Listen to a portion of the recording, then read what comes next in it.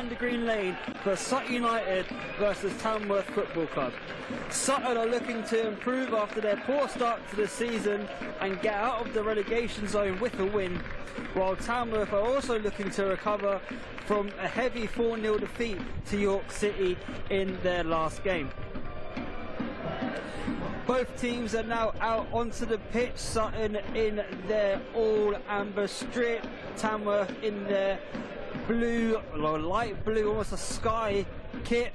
Goalkeeper for Tamworth in orange, Sutton in a dark blue. As they go through the handshakes, I'll quickly Riley and Alfie Bates, and then a front three of Bekre Anuru, Tyler Roberts and Manny Doku. So we've just gone through the coin toss in the middle, referees getting themselves ready.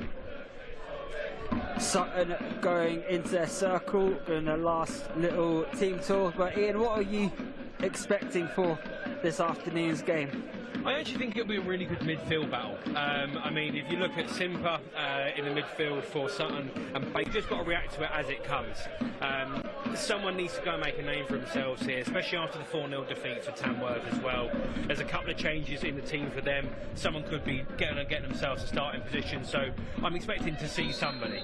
And we are underway here at Gander Green Lane. Sutton with the kick-off, and it's gone back to Pruti, who will send it long, looking for Nadazan, trying to hold off the defender, hits off his body. Vincent was up there, cleared away but only momentarily, and then again Vincent wins it back. Here's Harris trying to backheel to Vincent, interchange between the two, and now Harris on the left hand side, couple of step overs, up against two, plays it into Nadazan, gives it back, or tried to get it back. Number 16 Joe Riley to take the penalty kick. Jack Sims has got a good penalty saving record for Sutton, so Sutton fans behind the goal waving the rubs, trying to put Joe Riley off from the spot. Referee making sure there's no encroachment by both sets of players. Referee now in his position, blows the whistle.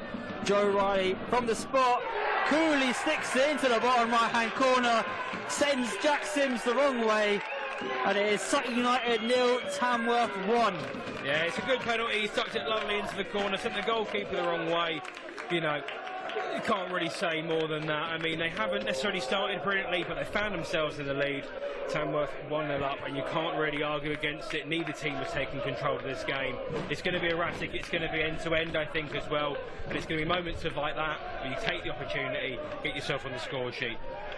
So this isn't an unfamiliar position for Sutton, being a goal down early on in the game. They have been 1-0 down 3 times previously this season and have come back to equalise in those games. Opening day away to York, at home to Scunthorpe, throw in halfway into Sutton's side of the field. And that's a lucky one there for Sutton, because I think had that have gone past him there, I do think that would have been 2-0. At least would have been a shot on target, I think, with the wind going as it is as well. If he'd have popped it from 30 yards out, I don't think anyone would have been surprised. There was at least going to be a chance there. So it's very lucky, but the long throw-in is now going to cause a whole nother problem.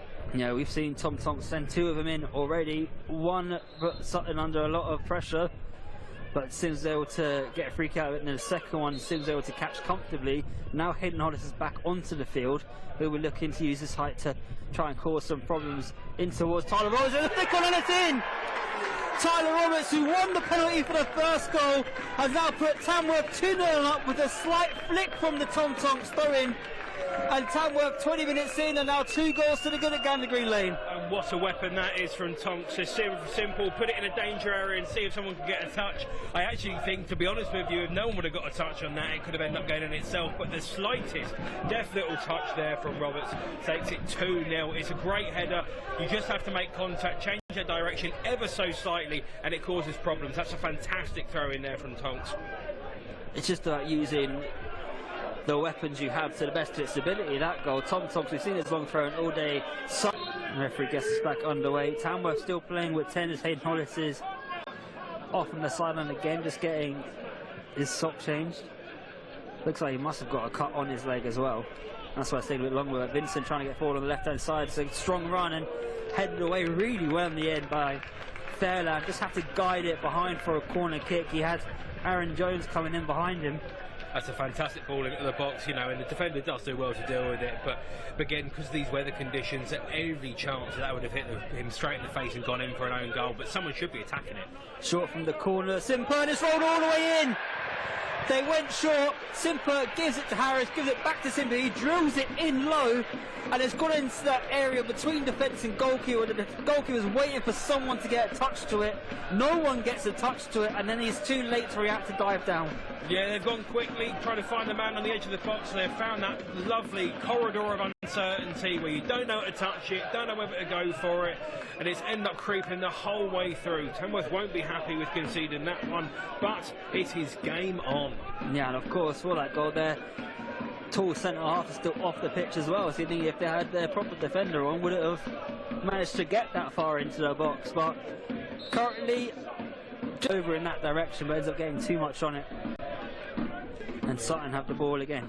Diggy was not confident there with that back pass, and the ball went over his head, and he was just going to roll it back to the goalkeeper. There was that moment of hesitation. He got it right in the end, but I wonder if they're going to potentially try and spot that again, Sutton, see if they can try and get them to try and play with their backs turned. Here's Sims under pressure by the number 9. Tamworth trying to press, but Sutton do well just to get out of it. Here's Prusy, sends it long for Nalazan to chase. Held up in the air a bit. The ball, Simper's managed to get in. Keeper in no man's land, and Simper has his second of the game. From 2-0 down, Sutton have managed to equalise 10 minutes from the half, and Simper now has 2. Defence couldn't read the flight of the ball.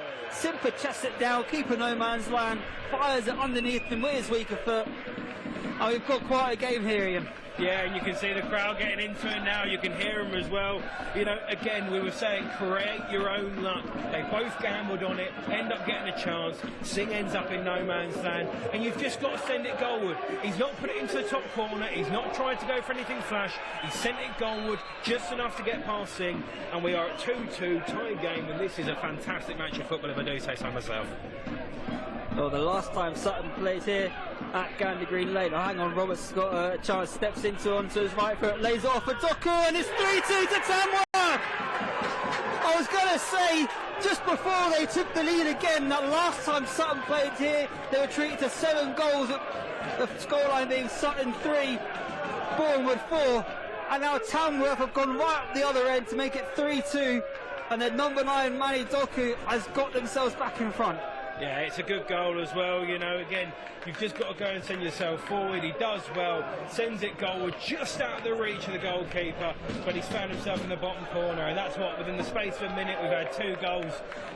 This is superb stuff. Well, you must be some kind of luck charm for goals. He knows what a good opportunity that was. Fairland heads across the way, and that will be it for the first half. 5 goals, 3 to Tamworth, 2 to Sutton. We've been treated to quite an exciting first half here at Gander Green Lane. It was Joe Riley who got things off and running from the spot after Tyler Roberts was brought down after getting to the ball first by Jack Sims. Riley then put it bottom right and coolly slotted it away. And then 1 quickly became 2. Long ball into the box by Tom Tonks. And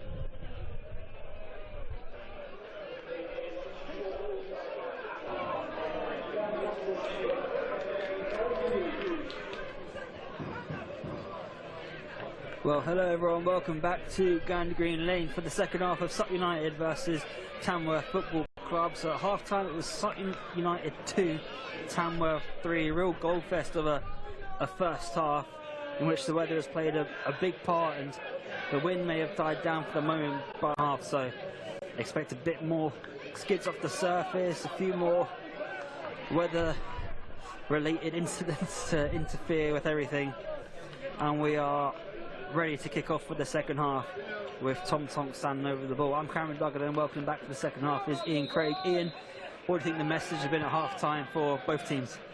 I think for Tamworth it's essentially more of the same. I think they're quite happy with where they are. They're playing the better football of the two sides.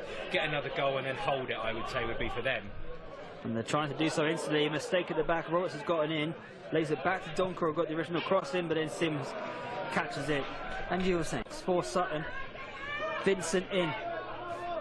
Wadham couldn't get the flick on. It would have been out for a corner, but the referee blows time. Tamworth get a 3-2 win here at Gans Green Lane after a blockbuster first half, with Manu Duku eventually being the man who separated the two sides. Yeah, no, it's been a fantastic game of football. Absolutely loved it. But the quality has shown through, the game management has shown through, and it's been a really